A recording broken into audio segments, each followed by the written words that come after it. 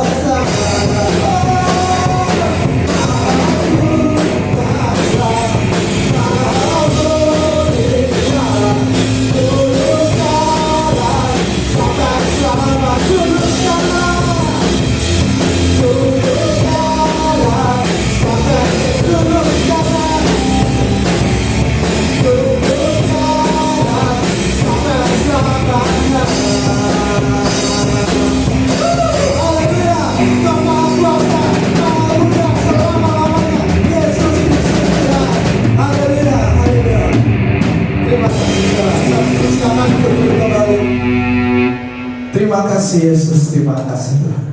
Engkau luar biasa Tuhan. Karya terbesar, karya mulia hanya daripada Engkau Tuhan. Engkau yang layak kami sembah, layak yang kami tinggikan.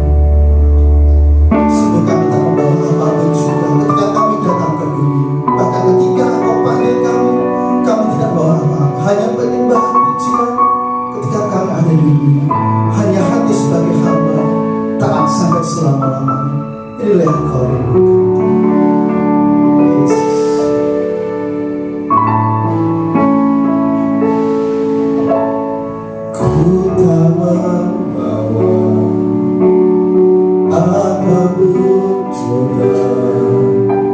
Saat ku datang ke dunia,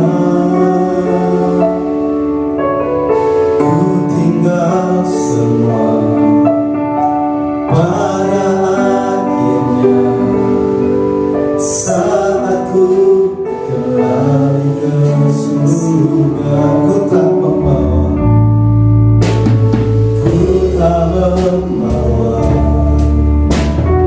apapun juga. Saat ku datang ke dunia, ku tinggal semua, ku tinggal semua pada akhirnya. Saat ku kembali ke surga, inilah yang kami punya. Inilah yang ku punya, hati sebagai hamba yang makan dan setia padamu Bapa. Kemana yang ku bawa, hati yang menyembah dalam roh dan kebenaran sampai selamanya. Kemuliaan bagi Yesus. Ku tak membawa apapun juga. Saat ku datang ke dunia, ku tinggal semua Tuhan, ku tinggal semua pada akhirnya. Saat ku kembali ke surga, katakan inilah yang kami punya. Inilah yang ku punya, hati sebagai hamba yang makan dan setia padamu Bapa. Kemana yang ku bawa, hati yang menyembah dalam roh dan kebenaran sampai katakan inilah yang ku punya, hati sebagai hamba yang makan dan setia padamu Bapa. Kemana yang ku bawa, hati yang menyembah dalam roh dan kebenaran sampai selamanya. Saudara, ujian ini mengatakan ketika kita datang ke dunia, bahkan ketika kita dipanggil Tuhan, kita tak membawa apapun. Apapun yang ada di dunia ini saudara, semuanya akan kita tinggalkan. Dengan apa kita berpegang? Hanya kepada Tuhan saja. Persembahan hati kami, persembahan pujian, persembahan perbuatan kami ketika kami di dunia ini. Inilah kerinduan kita saudara, untuk tetap menjadi hamba, untuk tetap taat sampai akhir hidup kita. Pujian-pujian ini saudara dari awal lebih lembut lagi. Katakan, ku tak mau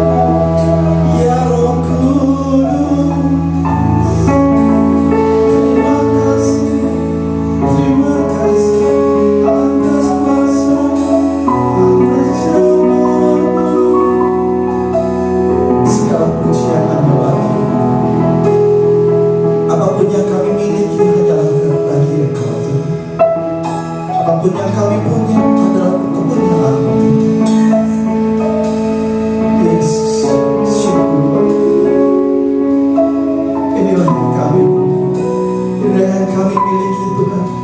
Hati sebagai hamba yang mau taat, yang mau setia. Yesus,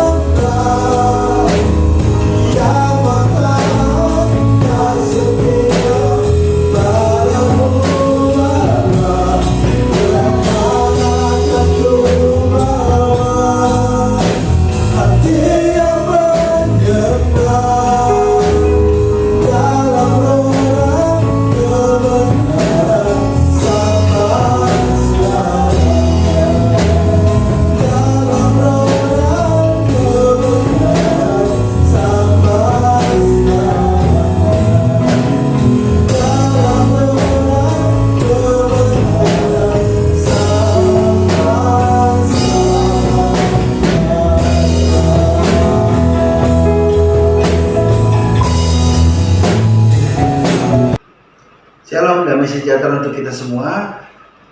Hari ini sebelum kita mendengar kebenaran firman Tuhan, dimanapun Bapak Ibu Saudara berada, percayalah bahwa firman Tuhan menjadi penuntun bagi setiap kita dan dia menjadi kekuatan untuk kita. Sebelum kita mendengar dan belajar kebenaran firman Tuhan, mari kita sama-sama berdoa. Bapak yang baik, terima kasih untuk cinta kasih-Mu, untuk kemurahan-Mu, untuk kebaikan-Mu yang tercurah dalam kehidupan setiap kami. Kami ada saat ini karena kemurahan Tuhan, anugerah Tuhan. Dan biarlah keberadaan kami boleh selaras dengan apa yang Tuhan mau. Kami percaya Roh-Mu yang kudus menuntun kami, memberikan kami hikmat untuk mengerti kebenaran firman-Mu, sehingga kami bisa tahu dan menyadari betapa berharganya kami dan betapa besarnya rancangan dan rencana Tuhan atas hidup kami. Tuntun kami Roh Kudus di dalam nama Tuhan Yesus yang siap menerima kebenaran firman Tuhan. Sama-sama katakan amin. Sekali lagi saya mau katakan damai sejahtera untuk kita semua dimanapun kita berada. Saya percaya bahwa janji Tuhan itu ya dan amin. Kalau Tuhan berjanji menyertai kita sampai kesudahan zaman, maka itu juga yang terjadi dalam kehidupan setiap kita. Dimanapun kita berada dan apapun yang kita lakukan, ada dalam pemeliharaan dan penyertaan Tuhan. Yang percaya katakan amin. Nah, hari ini kita akan mendengar kebenaran firman Tuhan dari Pengkhotbah 3 ayat 1 sampai 11. Saya akan membacanya dan Bapak Ibu Saudara yang memiliki kitab suci juga bisa membukanya dan bersama-sama dengan saya membacanya. Saya akan membacanya, demikian firman Tuhan. Pengkhotbah 3 ayat 1 sampai 11. Judulnya, untuk segala sesuatu ada waktunya. Untuk segala sesuatu ada masanya, untuk apapun di bawah langit ada waktunya. Ada waktu untuk lahir, ada waktu untuk meninggal.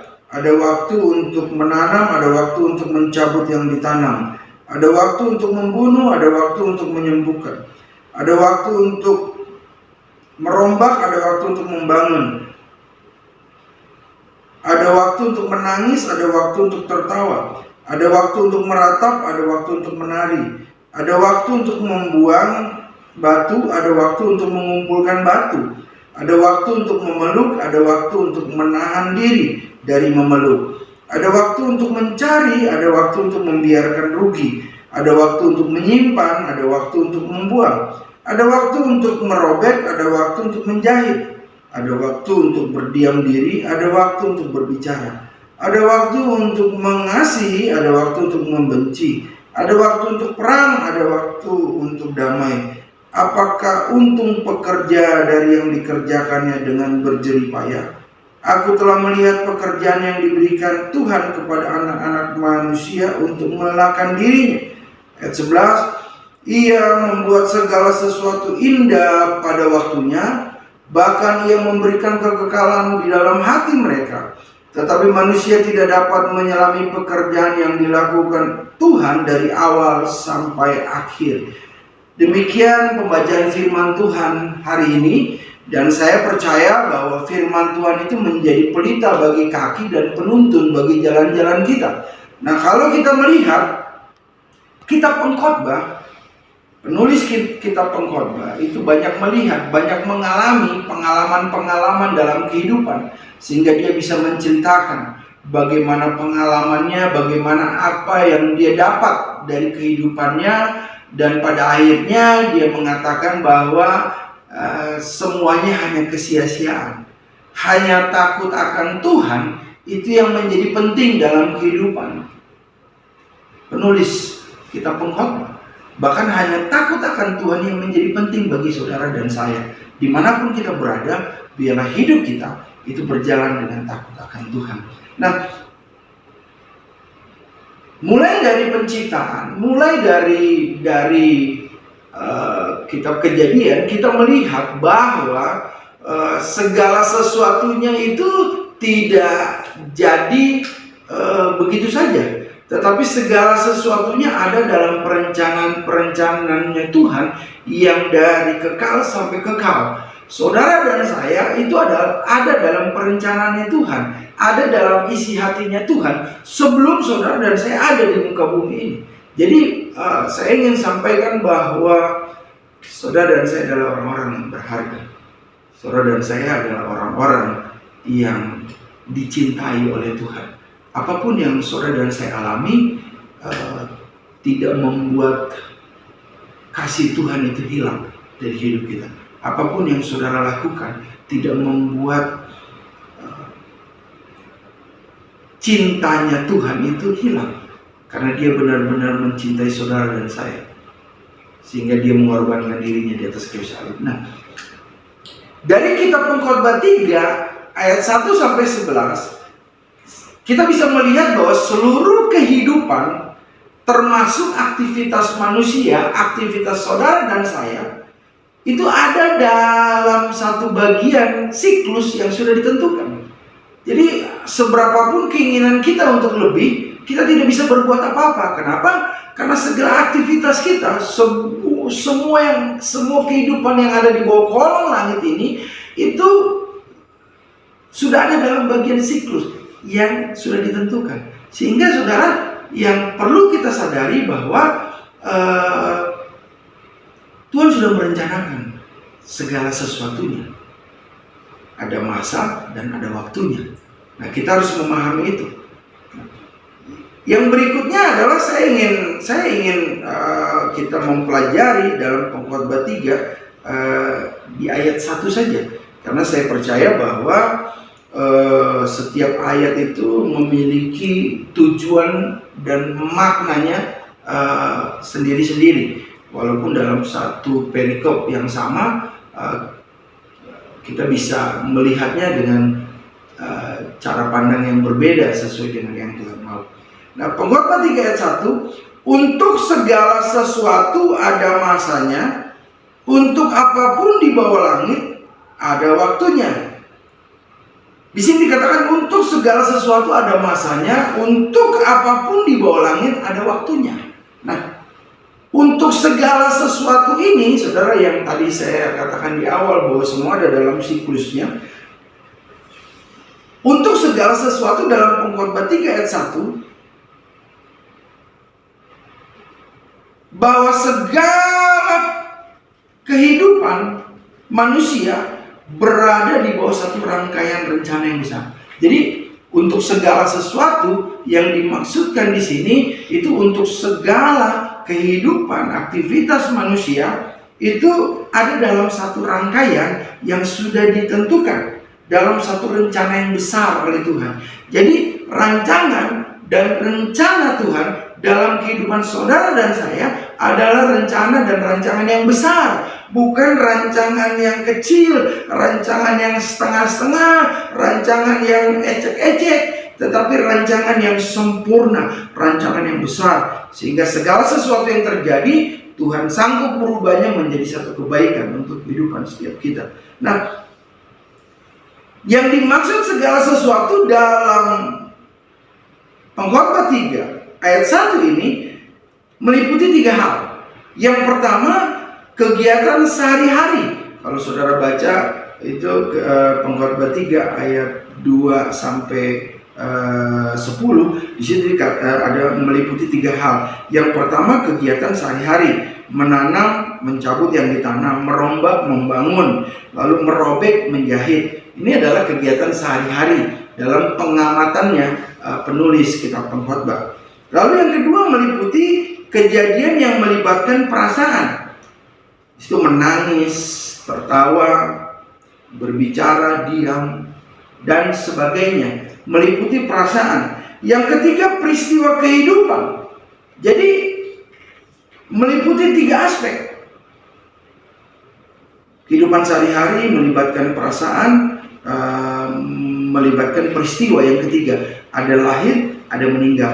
Sehingga kitab Pengkhotbah 3 ayat 1 sampai ayat 11 itu seringkali dibawa dalam sharing-sharing khotbah-khotbah kedukaan. Ada lahir, ada waktunya meninggal. Nah, saya ingin sampaikan bahwa begini, untuk segala sesuatu, segala hal yang ada di bawah kolong langit, kehidupan alam semesta ini, bahkan aktivitas manusia, itu ada dalam siklus, ada dalam rangkaian-rangkaian rencana yang besar yang sudah Tuhan tentukan. Nah, untuk segala sesuatu ada masa dan waktunya. Jadi di dalam segala sesuatu dibagi 2 hal lagi, yaitu ada masa dan ada waktu. Apa itu masa? Suatu kurun waktu tertentu yang ada awal dan akhir. Jadi pengertian masa di sini adalah suatu kurun waktu tertentu yang ada awal dan ada akhir. Jadi bukan berbicara kekekalan, tapi ada awal dan ada akhir. Nah, misalnya saudara terkasih, ketika Bapak Ibu Saudara dan saya, misalnya kita mau beli roti, mau beli kue, atau mau beli susu di satu toko, maka kita akan melihat masa berlakunya. Artinya masanya mulai dari tanggal berapa sampai tanggal berapa. Misalnya mulai tanggal 1 sampai tanggal 31 masa berlakunya. Lebih dari tanggal 31 atau berbeda bulan, maka barang ini sudah tidak lagi bisa dipakai. Barang ini tidak bisa lagi untuk digunakan. Kenapa? Karena masa berlakunya sudah habis. Kalau dipaksakan, misalnya kita makan kue susu yang sudah expired, maka bisa sakit dan sebagainya, bahkan bisa mengakibatkan kematian. Nah, saya mau bilang bahwa segala sesuatu ada masanya, masa kurun waktu yang sudah ditentukan. Nah, contoh apa lagi yang sederhana? Contoh yang sederhana misalnya, kalau kita lihat presiden kita Bapak Jokowi, dia memiliki masa jabatan 5 tahun. Dan dalam masanya itu ada 2 periode kepemimpinan. Seandainya dalam 5 tahun pertama selesai, lalu ada pemilihan, dia terpilih lagi, maka dia bisa menjabat selama 2 periode. Ini bicara soal masa. Lalu kalau saya, mungkin Bapak Ibu Saudara, teman-teman, ada yang maksudnya seperti apa? Saya memberikan satu contoh lagi. Orang tua saya, papa saya, itu namanya almarhum Bapak Stephen. Itu lahir tahun 1952 dan meninggal tahun 2014. Jadi masa hidupnya Tuhan sudah tentukan, lahirnya tahun 1952 dan meninggalnya tahun 2014. Nah, masa hidupnya itu 62 tahun masa dia hidup. Nah, ini masa yang sudah ditentukan. Di bawah kolong langit ini segala sesuatunya ada dalam satu siklus, ada dalam satu bagian rangkaian rencana yang Tuhan sudah tentukan. Jadi nggak ada yang pernah kebetulan, nggak ada yang pernah sembarangan terjadi dalam kehidupan setiap kita. saudara, ada masa dan waktunya. Untuk segala sesuatu dibagi masa dan waktu. Tadi kita bicara masa, kurun waktu yang sudah ditentukan, dan kita bicara waktu. Waktu adalah kejadian yang ditentukan sebelumnya. Jadi masa dan waktu pemberian Tuhan. Dan bicara soal waktu adalah kejadian-kejadian yang terjadi selama masa yang sudah ditentukan. Misalnya orang tua saya, papa saya almarhum Bapak Stephen, lahir tahun 1952, meninggal 2014, dan umurnya, masa hidupnya 62 tahun. Ya, kurang lebih 62 tahun. Nah, dalam masa hidupnya ada kejadian-kejadian, peristiwa-peristiwa yang terjadi dalam masa hidupnya. Dia memiliki 1 istri, 3 orang anak pertamanya saya, anak keduanya perempuan, dan anak ketiganya laki-laki. Dia memiliki cucu yang namanya Benaya. Itu kejadian atau waktu-waktu itu yang terjadi dalam masa hidupnya. Nah, saya ingin sampaikan bahwa masa dan waktu ini sudah ditentukan. Sehingga apa yang mau saya sampaikan buat Bapak Ibu Saudara, bahwa masa dan waktu hidup kita itu ada dalam perhitungannya Tuhan. Jadi jangan Bapak Ibu Saudara dan saya itu memakai waktu kita dengan sembarangan. Kenapa? Karena masanya sudah ditentukan dan waktunya sudah ada. Bagaimana masa dan waktu yang Tuhan berikan itu kita boleh manfaatkan dengan baik. Nah, dalam perenungan hari ini, apa sih yang kita dapatkan? Dari tadi saya berbicara soal segala sesuatunya, berarti di bawah kolong langit ini segala kehidupan alam semesta maupun seluruh aktivitas manusia itu ada dalam siklus, ada bagian yang sudah terencana. Nah, lalu poinnya apa yang harus kita dapat dari pembacaan kebenaran firman Tuhan hari ini? Yang pertama, pakailah waktu ini dengan bijak. Saudara, ada banyak orang, saya melayani kedukaan, penghiburan itu sudah cukup banyak, dan saya melihat ada banyak waktu yang tidak dipakai dengan bijak oleh orang-orang yang saya kenal. Contohnya begini, tadi saya sudah sampaikan bahwa masa hidup kita sudah ditentukan. Jadi Bapak Ibu Saudara punya masa hidup. Nah, rentang di dalam masa hidup itu disebut dengan waktu. Ada kejadian-kejadian, peristiwa-peristiwa yang terjadi. Nah, pertanyaannya adalah kesan apa yang kita mau tinggalkan. Satu saat kita akan kehilangan orang-orang yang kita kasihi. Satu saat orang-orang yang kita kasihi itu akan Tuhan panggil pulang. Satu saat kita ini sedang mengantri siapa yang duluan Tuhan panggil pulang. Nah, karena masanya sudah ditentukan, masa hidup kita sudah ditentukan, waktu hidup kita sudah ditentukan. Sehingga apa yang bisa kita dapatkan, yaitu kita boleh memakai waktu dengan bijak. Apabila engkau masih memiliki suami dan istri, kasihi mereka dengan kasih yang sejati yang daripada Tuhan. Pergunakan waktu yang terbaik untuk mengasihi mereka. Suami, kasihlah istrimu. Istri, kasihlah suamimu. Kita nggak pernah tahu kapan Tuhan masa hidup kita selesai, kapan Tuhan mau panggil kita. Pada waktu Tuhan panggil kita tidak ada penyesalan. Kita bersyukur. Maksudnya kita sudah mempergunakan waktu kita dengan bijak, memberikan yang terbaik dengan orang-orang yang kita kasih. Contohnya orang tua dengan anak. Kasihlah anakmu. Hai anak-anak yang mendengar firman Tuhan hari ini, jangan main-main dengan waktu kita. Pergunakanlah dengan bijak. Kenapa? Karena hidup di dunia ini sementara. Kemah kita akan dibongkar. Satu saat Tuhan akan bongkar dan kita akan kembali ke rumah yang kekal, yang Tuhan sudah sediakan untuk kehidupan setiap kita. Jadi oleh karena itu, ya punya teman, kakak adik, pergunakan waktu dengan bijak, kasih mereka. Kalau ada komunikasi yang mungkin tidak selaras, ya jangan menjadikan itu menjadi dendam atau kebencian. Kenapa? Karena memang hidup kita sementara. Berikan hal-hal yang terbaik, kesan yang terbaik untuk orang-orang yang kita kasih.